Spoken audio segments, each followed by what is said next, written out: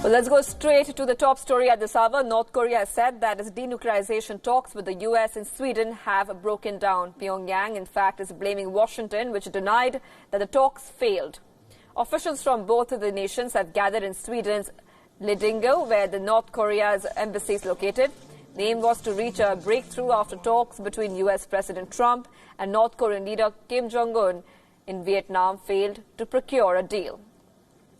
However, in a major setback to denuclearize, North Korea's top negotiator, Kim Myong-gil, said that the talks broke down in a day as the U.S. refused to change its old attitude. Remember, the U.S. has refused to lift economic sanctions against North Korea until it completely dismantled its nuclear facilities. Meanwhile, Washington has contradicted Pyongyang's claim that the talks failed. In a statement, the U.S. State Department said, and I quote here, "The early comments from the DPRK or North Korea delegation do not reflect the content or the spirit of today's discussion." The U.S. brought creative ideas and had good discussions with its DPRK counterparts. The U.S. delegation has previewed a number of new initiatives that would allow U.S. to make progress in each of the 4 pillars of the Singapore Joint Summit.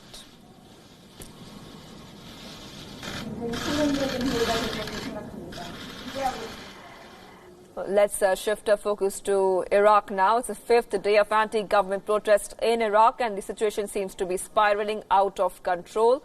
A death toll is nearing 100, and more than 4,000 people have been injured in the violence. Reports indicate that the police have been firing live ammunition at the protesters in a bid to disperse them.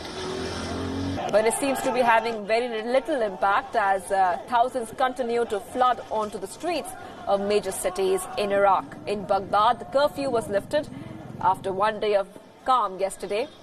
But fresh reports indicate that violence has now started to escalate.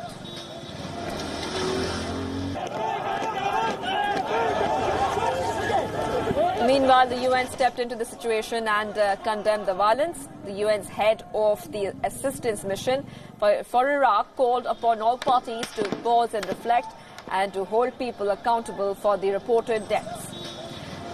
On the political front, Iraq's parliament's speaker, Mohammad al-Bousi, has in fact met with some protest representatives and promised to introduce measures to combat corruption and to revive the country's flailing economy.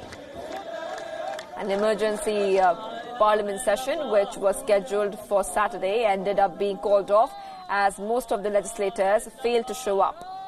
The protests have now been fierce in the capital of Baghdad, but now they seem to be spreading to the cities in southern Iraq. Under threat have been several television stations and government buildings which have been vandalized and even set on fire. We earlier spoke to Dr. Wael Awad on the situation from Iraq. Listen in.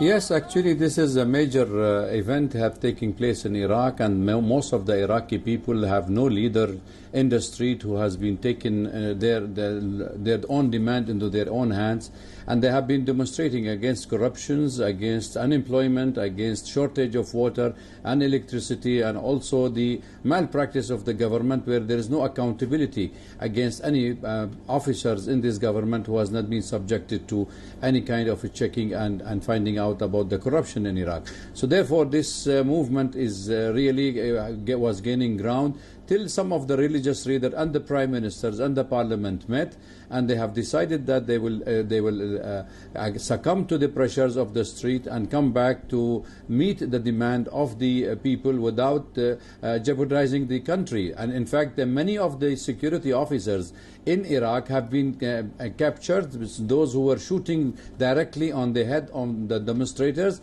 and also some of the security forces lost their life, because we don't know who was those snipers who've been shooting, and the government now taking a stern action against them. But nevertheless, the people of the street at this moment, we are getting the news from Baghdad that it is it's very tense, but there is no visible demonstration at this moment, and the government trying to remove all the barricades and all the burning tires from the street and trying to open the roads for the public. And I think the government has to meet the demand of the people in the street.